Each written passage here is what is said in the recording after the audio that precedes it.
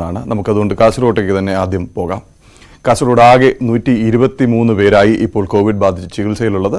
ഇന്ന് മാത്രം 6 കേസുകൾ. 10,555 പേർ നിരീക്ഷണത്തിൽ കഴിയുന്നു. ആശുപത്രിയിൽ 195 പേരും വീടുകളിൽ 10,360 പേരുമാണ്. KV ബൈജു ചേരുകയാണ് കാസർഗോഡ് നിന്ന്. ബൈജു, കാസർഗോഡ് ജില്ലയിൽ വീണ്ടും 6 കേസുകൾ. ഇന്നും ഭൂരിഭാഗം കേസുകളും കാസർഗോഡ് ആണ്. സമ്പർക്കത്തിലൂടെ ഇതിൽ എത്ര പേർക്ക് രോഗം പകർന്നു? അതുപോലെ തന്നെ പ്രത്യേക മെഡിക്കൽ സംഘത്തെ കാസർഗോട്ടേക്ക് അയക്കുകയാണല്ലോ. ഇത് സംബന്ധിച്ച വിശദാംശങ്ങൾ ലഭ്യമാണോ? പ്രദീപ്, ഇന്ന് ജില്ലയിൽ 6 പേർക്ക് കൂടിയാണ് കോവിഡ് വൈറസ് ബാധ സ്ഥിരീകരിച്ചത്. ഇതിൽ 3 പേർ വിദേശത്തു നിന്നും വന്നവരാണ്. ഒരാൾ നിസാമുദ്ദീനിൽ നിന്നും മറ്റ് 2 പേർ സമ്പർക്കത്തിലൂടെയുമാണ് രോഗം പകർന്നത്. എന്തായാലും ജില്ലയിൽ തുടർച്ചയായ 9ാം ദിവസവും പോസിറ്റീവ് കേസ് റിപ്പോർട്ട് ചെയ്തു എന്നത് വലിയ ആശങ്കയോടെ തന്നെയാണ് ആരോഗ്യവകുപ്പ് കാണുന്നത്. അതുകൊണ്ട് തന്നെ അതീവ ജാഗ്രതയും തുടരുന്നുണ്ട്. അതായത് പ്രദീപ് സൂചിപ്പിച്ചതുപോലെ കാസർഗോഡ് ജില്ലയിൽ പ്രത്യേക മെഡിക്കൽ സംഘം നാളെ എത്തും. ഇവർ തിരുവനന്തപുരത്തു നിന്നാണ് വരുന്നത്. 10 പേരടങ്ങുന്ന പ്രത്യേക മെഡിക്കൽ സംഘമാണ്. ഇവരുടെ സേവനം തിങ്കളാഴ്ച മുതൽ ബദിയടുക്കിലെ കോവിഡ് മെഡിക്കൽ കോളേജിലായിരിക്കും ഇവരുടെ സേവനം ലഭ്യമാവുക. എന്തായാലും അത് വലിയ ആശ്വാസം തന്നെയാണ്. കാരണം ഇത്തരത്തിൽ രോഗികളുടെ എണ്ണം കൂടുന്നതുകൊണ്ട് പ്രത്യേക ഡോക്ടർമാരുടെ ഒരു സംഘമാണ് വരുന്നത്. എന്തായാലും ഇത് മികച്ച ചികിത്സ ലഭ്യമാക്കുക എന്ന ഉദ്ദേശത്തോടു കൂടിയാണ് പ്രത്യേക ആരോഗ്യവകുപ്പ് ഇത്തരത്തിൽ ഡോക്ടർമാരെ എത്തിക്കുന്നത്. മറ്റൊരു പ്രധാനപ്പെട്ട കാര്യം, ലോക്ക്ഡൌൺ നിർദ്ദേശം ലംഘിച്ചതിന്റെ പേരിൽ 2 പേരെ പോലീസ് അറസ്റ്റ് ചെയ്തു. 15 പേർക്കെതിരെ കേസെടുത്തിട്ടുണ്ട്. ഇമാമിനെയും സഹായിയെയുമാണ് പോലീസ് അറസ്റ്റ് ചെയ്തത്. മറ്റൊരു പ്രധാനപ്പെട്ട കാര്യം, കാസർഗോഡ് ജില്ലയിലെ അതിർത്തി പ്രശ്നം തന്നെയാണ്. കാസർഗോഡ് ജില്ലയിലെ അതിർത്തി പ്രശ്നം ഇതുവരെ പരിഹരിക്കപ്പെട്ടില്ലെങ്കിലും ഒരു ആശ്വാസമായുള്ളത് മംഗലാപുരത്തെത്തുന്ന രോഗികളെ ചികിത്സിക്കേണ്ട എന്നൊരു ഉത്തരവ് ദക്ഷിണ കന്നഡ മെഡിക്കൽ ഓഫീസർ നേരത്തെ നൽകിയിരുന്നു. ഈ ഉത്തരവ് നീക്കിയിരിക്കുന്നു, ഈ വിലക്ക് നീക്കിയിരിക്കുന്നു. മലയാളികളായ കാസർഗോഡുകാർക്ക്, കേരളത്തിൽ നിന്നെത്തുന്നവർക്ക് ഇത്തരത്തിൽ ചികിത്സ നൽകേണ്ട എന്നായിരുന്നു നേരത്തെ ഉണ്ടായിരുന്ന നിർദ്ദേശം. ആ വിലക്ക് ഇപ്പോൾ നീങ്ങിയിരിക്കുന്നു. അതേസമയം തന്നെ അതിർത്തിയിൽ ആംബുലൻസ് ഉൾപ്പെടെയുള്ള വാഹനങ്ങൾ ഇപ്പോഴും കടത്തിവിടുന്നില്ല. ഇത് ചൊവ്വാഴ്ചയാണ് ഇതിന്റെ കേസ് സുപ്രീം കോടതിയിൽ വരുന്നത്. ഇതിനൊരു അന്തിമ വിധി അന്നുണ്ടാകുമെന്ന് തന്നെയാണ് കാസർഗോഡ് ജില്ല പ്രതീക്ഷിക്കുന്നത്. ശരി, KV ബൈജു ആണ് വിവരങ്ങൾ നൽകിയത്. കാസർഗോഡ് ജില്ല കാത്തിരിക്കുന്നത് ഇനി സുപ്രീം കോടതിയുടെ അന്തിമ ഉത്തരവിനാണ്. ഇരു സംസ്ഥാനങ്ങളുടെയും ചീഫ് സെക്രട്ടറിമാരോട് ഒരു കൃത്യമായ ആക്ഷൻ പ്ലാൻ തയ്യാറാക്കാൻ നിർദ്ദേശിച്ചിട്ടുണ്ട്. കണ്ണൂരിലേക്ക് പോകാം. കണ്ണൂരിൽ ഇന്ന് ഒരു പുതിയ കേസ് കൂടി വന്നു. ഇതോടെ ആകെ 47 പേരാണ് ഇപ്പോൾ ചികിത്സയിലുള്ളത്. 10,276 പേർ നിരീക്ഷണത്തിൽ കഴിയുന്നു. ഇവരിൽ 95 പേർ ആശുപത്രിയിലും മറ്റുള്ളവർ വീടുകളിലുമാണുള്ളത്. മനു ഭരത് ചേരുകയാണ് കണ്ണൂരിൽ നിന്ന്. മനു, കണ്ണൂർ ജില്ലയിൽ ഒരു പോസിറ്റീവ് കേസ് കൂടി വന്നിരിക്കുന്നു. വിശദാംശങ്ങളും പശ്ചാത്തലവും അറിവായിട്ടുണ്ടോ? പ്രദീപ്, ഈ മാർച്ച് 21 ദുബായിൽ നിന്ന് വന്ന മൂര്യാട് സ്വദേശിയായ 46-കാരനാണ് ഇപ്പോൾ ഈ വൈറസ് ബാധ സ്ഥിരീകരിച്ചിരിക്കുന്നത്. നെടുമ്പാശ്ശേരി വിമാനത്താവളം വഴിയാണ് ഇദ്ദേഹം നാട്ടിലെത്തിയത്. അഞ്ചരക്കണ്ടിയിലെ ഈ പ്രത്യേക കോവിഡ് ആശുപത്രിയിൽ നിന്നാണ് പരിശോധനയ്ക്ക് വിധേയനായിട്ടുള്ളത്. ഇത് ആശങ്കയ്ക്ക് വഴിയില്ല എന്ന നിലപാട് തന്നെയാണ് ഈ കാര്യത്തിലും ജില്ലയിലെ ആരോഗ്യ വകുപ്പ് വ്യക്തമാക്കുന്നത്. അതേസമയം ഇന്ന് കണ്ണൂരിൽ ഈ അനധികൃതമായി പുറത്തിറങ്ങുന്ന വാഹനങ്ങൾ, അനാവശ്യമായി പുറത്തിറങ്ങുന്ന വാഹനങ്ങൾക്കെതിരെ കർശന നടപടിയുണ്ടായി. 130ഓളം വാഹനങ്ങൾ ഇന്ന് പിടിച്ചെടുത്തു. 156 പേരുടെ അറസ്റ്റുകൾ രേഖപ്പെടുത്തി. ഇതോടെ ജില്ലയിലെ 10 തദ്ദേശ സ്ഥാപനങ്ങളുടെ നിയന്ത്രണത്തിൽ വരുന്ന പ്രദേശങ്ങളിൽ അവിടെ കർശനമായ ജാഗ്രത കൂടുതൽ കർശനമാക്കി. കൂത്തുപറമ്പ്, തലശ്ശേരി, പാനൂർ മുനിസിപ്പാലിറ്റികളും അതുപോലെ മൊകേരി, ചൊക്ലി, പാട്യം, ചിറ്റാരിപ്പറമ്പ്, കതിരൂർ, പന്നിനൂർ തുടങ്ങിയ പഞ്ചായത്തുകളിലും നിയന്ത്രണം കടുപ്പിച്ചിട്ടുണ്ട്. ഇവിടെ 3 പേരിലധികം കൂടി നിൽക്കുന്നത് പോലും ഒഴിവാക്കണം എന്നാണ് ഇപ്പോൾ ജില്ലാ ഭരണകൂടം വ്യക്തമാക്കിയിരിക്കുന്നത്. മറ്റൊരു ആശ്വാസകരമായ ഒരു വാർത്ത വരുന്നത്, ഈ നിസാമുദ്ദീൻ മർക്കസ് സന്ദർശിച്ചവരുടെ കോവിഡ് പരിശോധനാ ഫലങ്ങൾ നെഗറ്റീവാണ്. 11 പേർ ഇവിടെ നിന്ന് മാർച്ച് 5-നും 10-നും ഇടയിൽ നിസാമുദ്ദീൻ സന്ദർശിച്ചു എന്നാണ് ആരോഗ്യവകുപ്പ് കണക്കാക്കുന്നത്. ഇവരുടെ ഫലങ്ങൾ നെഗറ്റീവാണെന്നാണ് ഇപ്പോൾ ലഭിക്കുന്ന വിവരം. മനു ഭാരത് ആണ് കണ്ണൂരിൽ നിന്നുള്ള വിവരങ്ങൾ നൽകിയത്. എറണാകുളത്തേക്ക് പോകാം. എറണാകുളത്തും ഇന്ന് ഒരു പുതിയ കേസ് കൂടി. അങ്ങനെ ആകെ ചികിത്സയിലുള്ളവർ 18 ആയിരിക്കുന്നു. 11,878 പേർ നിരീക്ഷണത്തിൽ കഴിയുന്നു. ഇവരിൽ 36 പേർ ആശുപത്രിയിലും 11,842 പേർ വീടുകളിലുമാണ് നിരീക്ഷണത്തിലുള്ളത്. ശ്രീനാഥ് ചേരുകയാണ് എറണാകുളത്ത് നിന്ന്. ശ്രീനാഥ്, ഒരാൾ കൂടി COVID-19 പോസിറ്റീവ് ആയല്ലോ. ശ്രീനാഥ് തന്നെ ഇന്ന് വൈകുന്നേരം നൽകിയ റിപ്പോർട്ട് അനുസരിച്ച് സംശയം പ്രകടിപ്പിച്ചിരുന്നു. ഒരാൾ കൂടി പോസിറ്റീവ് ആകാൻ സാധ്യതയുണ്ടെന്നും ഇതേ തുടർന്നാണ് ഫയർഫോഴ്സ് എത്തി അദ്ദേഹം ഐസൊലേഷനിൽ കഴിഞ്ഞ കലൂരിലെ വീടും ആ പ്രദേശവും അണുവിമുക്തമാക്കിയതും. എവിടെ നിന്നാണ് ഇദ്ദേഹത്തിന് രോഗം പിടിപെട്ടത്? വിശദാംശങ്ങൾ ലഭ്യമായിട്ടുണ്ടോ? അതുപോലെ എന്താണ് ജില്ലയിലെ പൊതു അവസ്ഥ? പ്രദീപ്, ഇന്ന് കൊച്ചിയിൽ കൊറോണ സ്ഥിരീകരിച്ച അയാൾ യഥാർത്ഥത്തിൽ കൊറോണയെ അയാളുടെ വീട്ടിലേക്ക് ക്ഷണിച്ചുകൊണ്ട് വന്നു എന്ന് വേണം നമുക്ക് പറയാൻ. കാരണം ഇയാൾക്കൊപ്പം ഇയാളുടെ ഒരു സുഹൃത്ത് വിമാനത്തിലുണ്ടായിരുന്നു. അയാൾ പത്തനംതിട്ട സ്വദേശിയായിരുന്നു. ഇവർ ഈ നെടുമ്പാശ്ശേരി വിമാനത്താവളത്തിൽ വന്നിറങ്ങുമ്പോൾ തന്നെ ഈ സുഹൃത്ത് പത്തനംതിട്ട സ്വദേശിക്ക് കൊറോണ ബാധയുണ്ടായിരുന്നു. പക്ഷേ ഇവർ രണ്ടുപേരും ഈ വിവരം അറിയുന്നില്ല. ഈ സുഹൃത്തിനെ ക്ഷണിച്ചുകൊണ്ട് ഇയാൾ കലൂരിലെ വീട്ടിലേക്ക് വരുന്നു. അവിടെ അന്ന് വൈകുന്നേരം ഇവർ സന്തോഷപൂർവ്വം അവിടെ കഴിയുന്നു. അതിനുശേഷം പിറ്റേന്ന് രാവിലെയാണ് ഈ പത്തനംതിട്ട സ്വദേശിയായ സുഹൃത്ത് അയാളുടെ നാട്ടിലേക്ക് മടങ്ങിപ്പോകുന്നത്.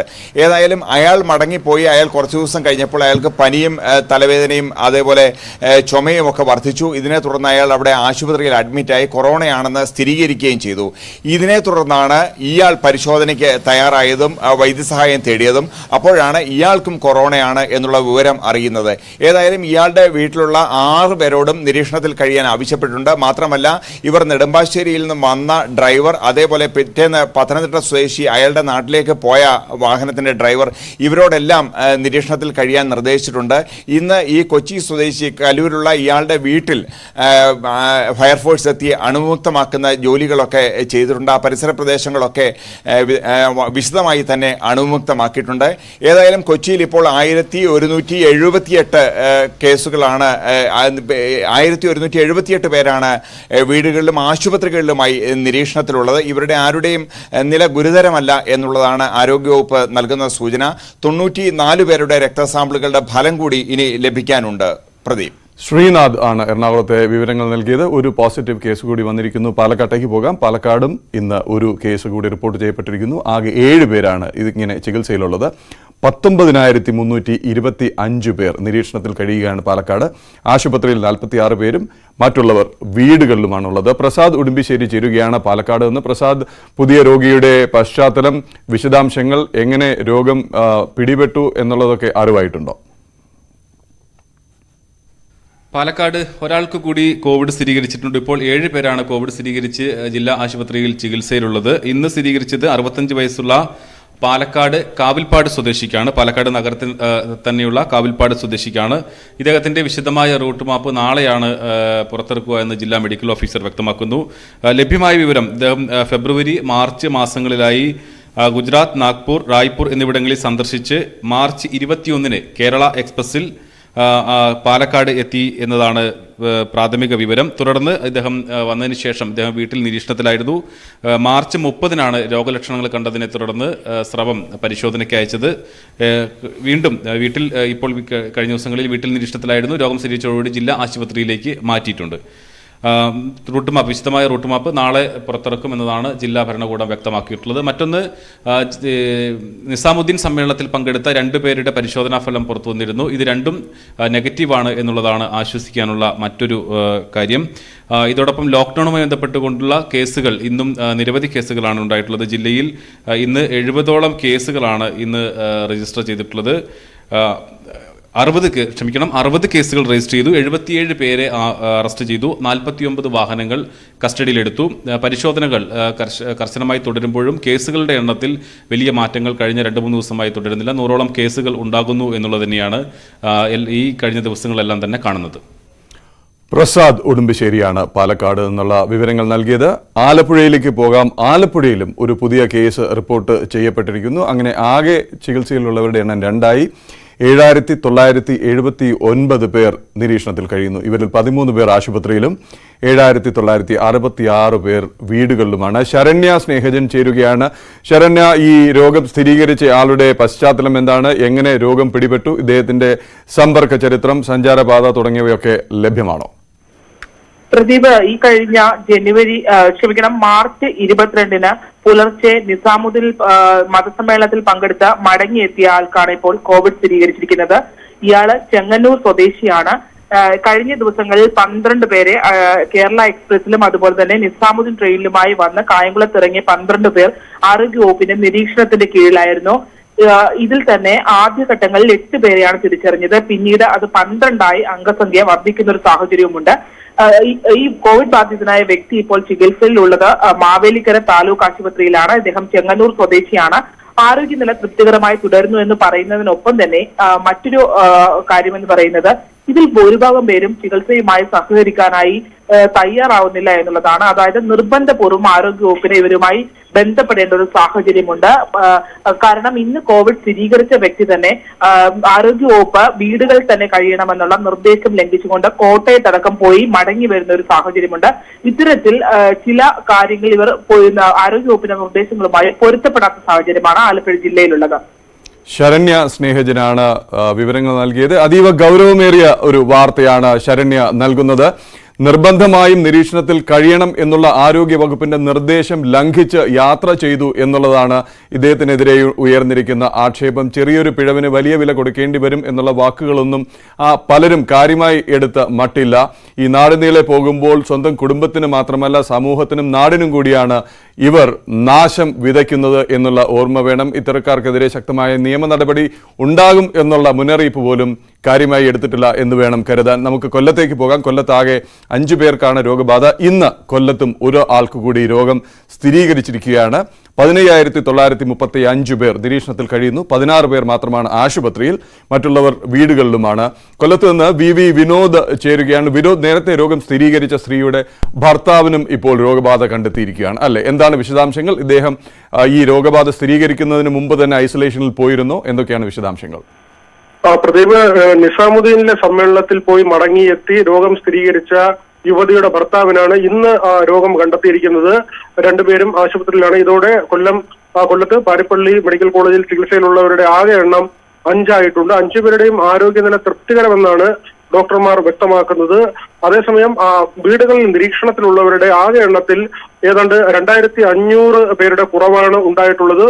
സമൂഹ വ്യാപനം എന്നൊരു ആശങ്ക ഇപ്പോൾ കൊല്ലം ജില്ലയിലില്ല എന്നാണ് ജില്ലാ ഭരണകൂടം വ്യക്തമാക്കുന്നത്. മറ്റൊരു കാര്യം, മത്സ്യബന്ധനവുമായി ബന്ധപ്പെട്ടാണ് ലേലം ഒഴിവാക്കിയുള്ള പൊതു വില നിശ്ചയിച്ചുള്ള കച്ചവടം അത് ഇന്ന് തുടങ്ങിയെങ്കിലും തണുപ്പൻ പ്രതികരണമാണ് വ്യാപാരികളിൽ നിന്നും മത്സ്യത്തൊഴിലാളികളിൽ നിന്നും ഉണ്ടായത്. അടുത്ത ദിവസങ്ങളിൽ ഇക്കാര്യത്തിൽ മാറ്റമുണ്ടാകുമെന്നാണ് സർക്കാർ പ്രതീക്ഷിക്കുന്നത്.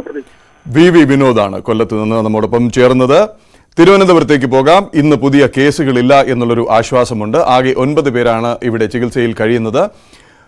17,443 പേർ തിരുവനന്തപുരത്ത് നിരീക്ഷണത്തിലുണ്ട്. ഇവരിൽ 101 പേർ ആശുപത്രിയിലും മറ്റുള്ളവർ വീടുകളിലുമാണ്. SS ശരൺ ചേരുന്നു. ശരൺ, പുതിയ പോസിറ്റീവ് കേസ് ഇല്ല എന്നുള്ളൊരു ആശ്വാസമുണ്ട്. അതുപോലെ തന്നെ ഇപ്പോൾ എത്തിച്ച കിറ്റുകൾ ഉപയോഗിച്ചുള്ള റാപ്പിഡ് PCR ടെസ്റ്റ് തുടങ്ങിയിരിക്കുന്നു. ഇതിന്റെ വിശദാംശങ്ങൾ എന്താണ്? അതുപോലെ പോത്തൻകോട്ടെ ഫലങ്ങൾ എങ്ങനെയുണ്ട്?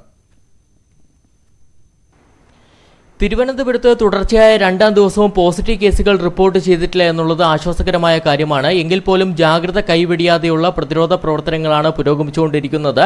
ഇന്ന് ജില്ലയിൽ റാപ്പിഡ് PCR ടെസ്റ്റുകൾ ആരംഭിച്ചിട്ടുണ്ടെന്നുള്ളതാണ് ഏറ്റവും പ്രധാനപ്പെട്ട കാര്യം. ഇന്നലെ ലഭിച്ച 1000 കിറ്റുകൾ ഉപയോഗിച്ചാണ് റാപ്പിഡ് PCR ടെസ്റ്റുകൾ നടക്കുന്നത്. ഈ ടെസ്റ്റുകളുടെ ഭാഗമായി 203 സാമ്പിളുകളാണ് ശേഖരിച്ചിട്ടുള്ളത്. IMGയിൽ നിരീക്ഷണത്തിൽ കഴിയുന്ന 41 പേരുടെയും പോത്തൻകോട് സ്വദേശികളായ 30 പേരുടെയും ഉൾപ്പെടുന്നതാണ് ഈ 203 സാമ്പിളുകൾ. ഈ സാമ്പിളുകളുടെ പരിശോധനാ ഫലം ഉടൻ ലഭ്യമാകുമെന്നാണ് പ്രതീക്ഷിക്കുന്നത്. മറ്റൊരു കാര്യം, നേരത്തെ പരിശോധനയ്ക്ക് അയച്ച 172 സാമ്പിളുകളുടെ പരിശോധനാ ഫലവും ഇന്ന് പുറത്തു വന്നിട്ടുണ്ട്. ഇതെല്ലാം തന്നെ നെഗറ്റീവാണ്. ഇതിൽ എടുത്തു പറയേണ്ടത് മരിച്ച പോത്തൻകോട് സ്വദേശി അബ്ദുൽ അസീസുമായി അടുത്തിടപഴകിയ 97 പേരുടെ ഫലങ്ങളും ഉണ്ടെന്നുള്ളതാണ്. മറ്റൊരു കാര്യം, നിസാമുദ്ദീൻ മതസമ്മേളനത്തിൽ പങ്കെടുത്ത 9 പേരുടെ ഫലവും നെഗറ്റീവായി പുറത്തു വന്നിട്ടുണ്ട്. ഇതോടൊപ്പം തന്നെ ഒരാൾ കൂടി, അതായത് കോവിഡ് ബാധിച്ച് ചികിത്സയിൽ ഉണ്ടായിരുന്ന ഒരാൾ കൂടി ജില്ലയിൽ ഡിസ്ചാർജ് ആയിട്ടുണ്ട്. മലപ്പുറം സ്വദേശിയാണ് ഡിസ്ചാർജ് ആയത്. ഇതോടെ ചികിത്സയിൽ കഴിയുന്നവരുടെ എണ്ണം 8 കുറഞ്ഞു. ശരൺ വിവരങ്ങൾ നൽകിയത്. പോത്തൻകോട് അടക്കം പരീക്ഷണത്തിന് ടെസ്റ്റിന് അയച്ച എല്ലാവരുടെയും ഫലങ്ങൾ നെഗറ്റീവാണ് എന്നാണ്. COVID-19 ജില്ലാ റിപ്പോർട്ടിൽ ഇപ്പോഴൊരു ഇടവേളയാണ്. ഇടവേളയ്ക്ക് ശേഷം മറ്റു ജില്ലകളിലെ COVID-19 വാർത്തകളുമായി മടങ്ങിയെത്താം. വാർത്തകൾ നോക്കാം. കോട്ടയത്ത് എന്തായാലും തൽക്കാലം രോഗബാധിതരില്ല. രോഗബാധിതരായിരുന്ന 3 പേർ ആശുപത്രി വിട്ടിരിക്കുന്നു. പക്ഷേ കോട്ടയത്ത് 3 പേരെ കൂടി നിരീക്ഷണത്തിൽ ഏർപ്പെടുത്തി എന്നുള്ള വാർത്തകളുണ്ട്. അങ്ങനെ 3265 പേർ നിരീക്ഷണത്തിലുണ്ട്. ഇവരിൽ ആശുപത്രിയിൽ 4 പേരും വീടുകളിൽ 3261 പേരുമാണ് ഉള്ളത്. കോട്ടയത്ത് നിന്ന് ശ്രീജിത്ത് ചേരുകയാണ്. ശ്രീജിത്ത്, കോട്ടയത്ത് ഇന്നും 3 പേരെ കൂടി ആശുപത്രി നിരീക്ഷണത്തിൽ എത്തിച്ചിട്ടുണ്ട്. ഇവരുടെ വിശദാംശങ്ങൾ ലഭ്യമാണോ? കോട്ടയത്ത് ഇന്നലെ മുതൽ രോഗബാധിതരായ ആരുമില്ല എന്നതാണ് ഏറെ ആശ്വാസം പകരുന്ന ഘടകം. അതേസമയം തന്നെ ആശുപത്രിയിൽ കഴിയുന്നവരുടെ എണ്ണം ചെറുതായി വർദ്ധിച്ചിട്ടുണ്ട്. ഇന്ന് രാവിലെ ഒരാളായിരുന്നു ഉണ്ടായിരുന്നെങ്കിൽ ഇന്ന് ഉച്ചയ്ക്ക് ശേഷം 3 പേരെ കൂടി അഡ്മിറ്റ് ചെയ്തിട്ടുണ്ട്. അതോടെ ആശുപത്രിയിൽ കഴിയുന്നവരുടെ എണ്ണം 4 കൂടിയിട്ടുണ്ട്. രോഗലക്ഷണങ്ങൾ ഉള്ളവരാണ് ഇവരെല്ലാവരും തന്നെ. അതുകൊണ്ട് തന്നെ ആരോഗ്യവകുപ്പ് വലിയ ജാഗ്രതയിൽ തന്നെയാണ്. ഇന്ന് 14 പേരെ കൂടി വീടുകളിൽ നിരീക്ഷണത്തിന് വെച്ചിട്ടുണ്ട്. അത് കാസർഗോഡ്, കണ്ണൂർ ജില്ലകളിൽ രോഗം സ്ഥിരീകരിച്ചവർക്കൊപ്പം വിമാനത്തിൽ യാത്ര ചെയ്തവരാണ് ഈ 14 പേർ. അവരുടെ കാര്യത്തിലും വലിയ ജാഗ്രത തന്നെയാണ് ആരോഗ്യവകുപ്പ് തുടരുന്നത്. എന്തായാലും പൊതുവിൽ ആശ്വാസകരം തന്നെയാണ് കോട്ടയത്തിന്റെ അവസ്ഥ. ഇന്ന് കൂടുതൽ കേസുകളൊന്നും തന്നെ കാര്യമായ കേസുകൾ റിപ്പോർട്ട് ചെയ്തിട്ടില്ല. പോലീസിന്റെ നിയന്ത്രണവും തുടരുകയാണ്. ജി ശ്രീജിത്താണ് വിവരങ്ങൾ നൽകിയത്. കോട്ടയത്ത് തൽക്കാലം ആശങ്കയ്ക്ക് ഇടമില്ല. തൃശൂരിലേക്ക് പോകാം. തൃശൂരിൽ ആകെ 10 പേർക്കാണ് രോഗബാധ സ്ഥിരീകരിച്ചത്. ഇന്ന് ആരും ഇല്ല. 14,219 പേർ നിരീക്ഷണത്തിൽ കഴിയുന്നു. ഇവരിൽ 36 പേർ ആശുപത്രിയിലും മറ്റുള്ളവർ വീടുകളിലുമാണുള്ളത്. സുവി വിശ്വനാഥൻ ചേരുകയാണ് തൃശൂരിൽ നിന്ന്. സുവി, നിസാമുദ്ദീനിൽ നിന്നും സൂറത്തിൽ നിന്നും വന്ന ആൾക്കാർക്ക് COVID-19 സ്ഥിരീകരിച്ചിരുന്നു. ഇവരുടെ റൂട്ട് മാപ്പ് തയ്യാറാണോ? വ്യാപകമായ സമ്പർക്കത്തിന്റെ ചരിത്രമോ വിവരമോ ലഭിച്ചിട്ടുണ്ടോ?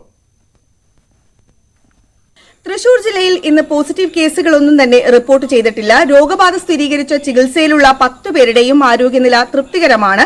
ഒപ്പം തന്നെ കഴിഞ്ഞ ദിവസങ്ങളിൽ രോഗബാധ സ്ഥിരീകരിച്ച 2 പേരുടെ റൂട്ട് മാപ്പ് ആരോഗ്യ വിഭാഗം പുറത്തുവിട്ടിട്ടുണ്ട്. ഇതിൽ നിസാമുദ്ദീനിൽ നിന്ന് വന്ന വ്യക്തിയുടെ റൂട്ട് മാപ്പാണ് ഏറ്റവും പ്രധാനം എന്നാണ് ആരോഗ്യവകുപ്പ് ചൂണ്ടിക്കാണിക്കുന്നത്. ഫെബ്രുവരി 28-നാണ് അദ്ദേഹം പെരുമ്പാവൂരിൽ നിന്ന് ഡൽഹിയിലേക്ക് പോയത്. നിസാമുദ്ദീനിലും മുംബൈയിലും ചെലവഴിച്ചതിനു ശേഷം 25-ാം തീയതിയോടെ കൂടിയാണ് അദ്ദേഹം ചാവക്കാട് എത്തുന്നത്. കടപ്പുറത്ത് അഞ്ചരക്കണ്ടി സ്വദേശിയാണ് അവിടെ എത്തുന്നത്. അതിനുശേഷം അദ്ദേഹം 6 ദിവസം വീട്ടിൽ നിരീക്ഷണത്തിലായിരുന്നു. എന്നാൽ അദ്ദേഹത്തെ കാണാൻ നിരവധി പേർ ഈ അവസരങ്ങളിൽ വീട്ടിൽ എത്തിയിരുന്നു എന്നാണ് അറിയുന്നത്. അവരെ കണ്ടെത്താനുള്ള ശ്രമങ്ങളാണ് ആരോഗ്യവകുപ്പ് നടത്തിക്കൊണ്ടിരിക്കുന്നത്. അവരെ കൂടുതൽ പേരെ, അയാളുമായി സമ്പർക്കം പുലർത്തിയ കൂടുതൽ പേരെ നാളത്തോടുകൂടി നിരീക്ഷണത്തിലാക്കാൻ സാധിക്കും എന്ന് തന്നെയാണ് ആരോഗ്യ വിഭാഗം മുന്നറിയിപ്പ് നൽകുന്നത്. ഒപ്പം തന്നെ മാളയിലെ രോഗബാധ സ്ഥിരീകരിച്ച വ്യാപാരത്തിന് വേണ്ടി സൂറത്തിൽ പോയ ആളുടെ റൂട്ട് മാപ്പും ഇന്ന് ആരോഗ്യവകുപ്പ് പുറത്തിറക്കിയിരുന്നു. ഒപ്പം തന്നെ ചട്ടലംഘനവുമായി ബന്ധപ്പെട്ട 5 പേരെ തൃശൂരിൽ അറസ്റ്റിലായിട്ടുണ്ട്. തിരുവത്ര സ്വദേശികളായ 5 പേരാണ് അറസ്റ്റ് നടത്തിയത്. വിലക്ക് ലംഘിച്ചുകൊണ്ട് ഇവർ പള്ളിയിൽ നിസ്കാരം നടത്തിയതിനാണ് ഇവരെ അറസ്റ്റ് ചെയ്തിരിക്കുന്നത്. ഒപ്പം മറ്റൊരു പ്രധാനപ്പെട്ട കാര്യം, നാളെ ഞായറാഴ്ചയാണെങ്കിൽ കൂടി റേഷൻ കടകൾ തുറന്നു പ്രവർത്തിക്കും എന്നും അറിയിച്ചിട്ടുണ്ട്. സുവി വിശ്വനാഥനാണ് തൃശൂരിലെ വിവരങ്ങൾ നൽകിയത്. മലപ്പുറത്തേക്ക് പോകാം. മലപ്പുറത്ത് ആകെ 11 പേർക്കാണ് ഇതുവരെ രോഗബാധയുള്ളത്, അല്ലെങ്കിൽ ചികിത്സയിൽ കഴിയുന്നത്. 16,522 പേർ നിരീക്ഷണത്തിൽ കഴിയുന്നു. ഇവരിൽ 126 പേർ ആശുപത്രിയിലും 16,396 പേർ വീടുകളിലും നിരീക്ഷണത്തിലാണ് ഉള്ളത്. CV അനുമോദ് ചേരുകയാണ്. അനുമോദ്, കീഴാറ്റൂരിൽ ഉംറ കഴിഞ്ഞ് മടങ്ങിയെത്തിയ ആളുടെ പിതാവിന് രോഗബാധ സ്ഥിരീകരിച്ചു. അദ്ദേഹം ഈ ഉംറ കഴിഞ്ഞെത്തിയ ആൾ ഐസൊലേഷൻ അല്ലെങ്കിൽ സമ്പർക്ക വിലക്കിൽ ഒന്നും ഏർപ്പെട്ടില്ല എന്നുള്ള വാർത്തകൾ ഉണ്ടായിരുന്നു. കീഴാറ്റൂരിലെ അവസ്ഥ എന്താണ്? എന്തെല്ലാം മുൻകരുതൽ അവിടെ എടുക്കുന്നുണ്ട്? മലപ്പുറത്ത് പൊതുവെയുള്ള സ്ഥിതി എന്താണ്? പ്രതിഭ, മലപ്പുറത്തിന്റെ മുഴുവൻ ശ്രദ്ധയും ഇപ്പോൾ കീഴാറ്റൂരിലേക്കാണ്. നമുക്ക് ആദ്യം കീഴാറ്റൂരിൽ ഈ ഉംറ കഴിഞ്ഞ് എത്തിയ ആളുടെ അവസ്ഥയിലേക്ക് പോകണം. അദ്ദേഹം ഇപ്പോൾ മഞ്ചേരി മെഡിക്കൽ കോളേജിൽ ഐസൊലേഷനിലാണ്. അദ്ദേഹത്തിന്റെ പരിശോധനാ ഫലം കാത്തിരിക്കുകയാണ്. അദ്ദേഹത്തിന്റെ രോഗബാധ സ്ഥിരീകരിക്കാനുള്ള പരിശോധനാ ഫലം ഇതുവരെ ലഭ്യമായിട്ടില്ല. അത് ലഭ്യമായതിനു ശേഷമായിരിക്കും അതിന്റെ അടുത്ത നടപടി. അതായത് ഇദ്ദേഹം ആരോടെല്ലാം സമ്പർക്കം പുലർത്തിയിട്ടുണ്ട്, ഏതെല്ലാം മേഖലയിൽ പോയിട്ടുണ്ട് എന്നുള്ള കാര്യങ്ങളെല്ലാം വ്യക്തമാവുകയുള്ളൂ. അദ്ദേഹത്തിന്റെ പിതാവിന്റെ ആരോഗ്യനില തൃപ്തികരമാണ്. അദ്ദേഹത്തിന്റെ സമ്പർക്കത്തിലുള്ളവരെയും കണ്ടെത്താനുള്ള ശ്രമം നടത്തുകയാണ്. കഴിഞ്ഞ ദിവസം റിപ്പോർട്ട് ചെയ്തതുപോലെ ഇദ്ദേഹം ഒരു മന്ത്രചികിത്സകനാണ്. നിരവധി പേർ അദ്ദേഹവുമായി സമ്പർക്കം പുലർത്തിയിട്ടുണ്ട്. ഇവരെല്ലാം കണ്ടെത്താനുള്ള ശ്രമങ്ങൾ ഒരു വശത്ത് നടക്കുന്നുണ്ട്. ഒപ്പം കീഴാറ്റൂരിൽ ഒരു സ്പെഷ്യൽ കോവിഡ് കെയർ സെന്റർ തന്നെ ഇപ്പോൾ തുടങ്ങിയിട്ടുണ്ട്. അവിടെയുള്ള ഒരു ഫാർമസി കോളേജിന്റെ കെട്ടിടം ഏറ്റെടുത്താണ് ഈ താൽക്കാലിക സ്പെഷ്യൽ കോവിഡ് കെയർ സെന്റർ ആരംഭിച്ചിട്ടുള്ളത്. അടുത്ത ദിവസങ്ങളിൽ, കഴിഞ്ഞ ദിവസം അത് ഈ കോവിഡ് ബാധിതനുമായി സമ്പർക്കം പുലർത്തിയ 300 പേരെ തിരിച്ചറിഞ്ഞിട്ടുണ്ട്. ഇവരിൽ 60 പേരിൽ നിന്നും സാമ്പിൾ ശേഖരിച്ചിട്ടുണ്ട്. ഇതിന്റെ ഫലവും വരാൻ കാത്തിരിക്കുകയാണ്. CV അനുമോദാണ് മലപ്പുറത്ത് നിന്നുള്ള വിവരങ്ങൾ നൽകിയത്. കോഴിക്കോട്ടേക്ക് പോകാം. ആകെ 7 പേർക്കാണ് രോഗബാധ സ്ഥിരീകരിച്ചിട്ടുള്ളത്. 21,934 പേർ നിരീക്ഷണത്തിൽ കഴിയുന്നു. ഇവരിൽ 32 പേർ ആശുപത്രിയിലും മറ്റുള്ളവർ വീടുകളിലുമാണുള്ളത്. മുഹമ്മദ് ഷഹീദ് ചേരുകയാണ് കോഴിക്കോട് നിന്ന്. ഷഹീദ്, എന്താണ് കോഴിക്കോട് നിന്നുള്ള ഇന്നത്തെ പൊതുവെയുള്ള വാർത്തകൾ? കഴിഞ്ഞ 4 ദിവസങ്ങളിലെ പോലെ തന്നെ ജില്ലയിൽ ഇന്നും COVID-19 പോസിറ്റീവ് റിപ്പോർട്ട് ചെയ്യപ്പെട്ടില്ല. ഒപ്പം തന്നെ 9 പേർ ഇന്ന് ആശുപത്രിയിൽ നിന്നും മെഡിക്കൽ കോളേജിൽ നിന്നും വീട്ടിലേക്ക് മടങ്ങുകയും ചെയ്തിട്ടുണ്ട്. അത്തരത്തിൽ ശുഭകരമായ വാർത്ത തന്നെയാണ് ജില്ലയിൽ നിന്നും പങ്കുവെക്കാനുള്ളത്. ഒപ്പം ജില്ലയിൽ നിന്ന് ചില രാഷ്ട്രീയ വിവാദങ്ങൾ കൂടി COVID-19 ബന്ധപ്പെട്ട് ലോക്ക്ഡൌണും അതുമായി ബന്ധപ്പെട്ട സന്നദ്ധ പ്രവർത്തനവുമായി ബന്ധപ്പെട്ടൊക്കെ ഉയർന്നു വരുന്നുണ്ട്. അതിലൊന്ന് യൂത്ത് ലീഗിന്റെ നേതൃത്വത്തിൽ പ്രവർത്തിക്കുന്ന സംസ്ഥാനത്ത് പ്രവർത്തിക്കുന്ന വൈറ്റ് ഗാർഡ് അംഗങ്ങൾക്കെതിരെ പോലീസ് കേസെടുക്കുന്നു എന്നുള്ളൊരു പരാതിയുമായി യൂത്ത് ലീഗ് സംസ്ഥാന പ്രസിഡന്റ് മുനവ്വർ ശിഹാബ് തങ്ങളും ജനറൽ സെക്രട്ടറി PK ഫിറോസും രംഗത്ത് വന്നിട്ടുണ്ട്. വടകരയും കണ്ണൂരിലും മലപ്പുറത്തും ഒക്കെ കേസെടുത്തിട്ടുണ്ട്. അവർ പറയുന്നത് അവശ്യ മരുന്നുകൾ വിതരണം ചെയ്യാൻ വേണ്ടിയിട്ടാണ് ഇവർ ഇറങ്ങുന്നത്. പക്ഷേ സർക്കാർ സന്നദ്ധ സേന അല്ലെങ്കിൽ RRT അല്ലാതെ മറ്റൊരാൾ ഇതിനുവേണ്ടി ഇറങ്ങേണ്ടതില്ല എന്നുള്ള കർശന നിലപാടെടുക്കുന്നു. ഇത് പലപ്പോഴും അവശ്യ വസ്തുക്കൾക്ക് പ്രത്യേകിച്ചും മരുന്ന് ലഭ്യമാക്കുന്നതിന് തടസ്സമുണ്ട്. അത് വലിയ പ്രത്യാഘാതം ഉണ്ടാക്കുന്നതാണ്. സർക്കാർ ഇതിൽ നിന്നും പിൻവാങ്ങണമെന്നും ഫിറോസ് ആവശ്യപ്പെട്ട് രംഗത്ത് വന്നല്ലോ. ഏറ്റവും പ്രധാനമായും അദ്ദേഹം വിമർശനം ഉന്നയിക്കുന്നത് മന്ത്രി KT ജലീലിനെതിരെയാണ്. അദ്ദേഹം ഇതിൽ ചില അനാവശ്യമായ നിലപാടുകൾ എടുക്കുന്നു എന്നുള്ള വിമർശനം മുന്നോട്ട് വെച്ചിട്ടുണ്ട്. ഒപ്പം തന്നെ പ്രതിപക്ഷ ഉപനേതാവ് MK മുനീറിന്റെ നേതൃത്വത്തിൽ കോഴിക്കോട് ഒരു കമ്മ്യൂണിറ്റി കിച്ചൺ നടക്കുന്നുണ്ട്. കോഴിക്കോട് സൗത്ത് നിയോജക മണ്ഡലമാണ് അദ്ദേഹത്തിൻ്റെത്. ആ മണ്ഡലത്തിലായി. പക്ഷേ അവിടെ ഇപ്പോൾ കലക്ടറുടെ ഇടപെടൽ ഉണ്ടായിട്ടുണ്ട്. ഈ കമ്മ്യൂണിറ്റി കിച്ചൺ സർക്കാരിന്റെ RRT വഴിയും പഞ്ചായത്ത് തലത്തിൽ കോർപ്പറേഷൻ വഴിയും ഒക്കെ ഔദ്യോഗികമായി നടത്തിയാൽ മതി. MLA ആ തരത്തിൽ ഇടപെടേണ്ടതില്ല എന്നൊരു നിലപാടിലേക്ക് ഇപ്പോൾ ജില്ലാ കളക്ടർ മുഹമ്മദ് ഷഹീദാണ് കോഴിക്കോട് നിന്നുള്ള വിവരങ്ങൾ നൽകിയത്. സ്വന്തം നിലയ്ക്ക് കമ്മ്യൂണിറ്റി കിച്ചൺ തുടങ്ങരുത് എന്നുള്ള കർശനമായ നിർദ്ദേശമുണ്ട്. ഇടുക്കിയിലേക്ക് പോകാം. ആകെ 7 പേർക്കാണ് രോഗബാധ. 3137 പേർ നിരീക്ഷണത്തിൽ കഴിയുന്നു. 8 പേർ ആശുപത്രിയിലും മറ്റുള്ളവർ വീടുകളിലുമാണ് ഉള്ളത്. MS അനീഷ് കുമാർ ചേരുന്നു.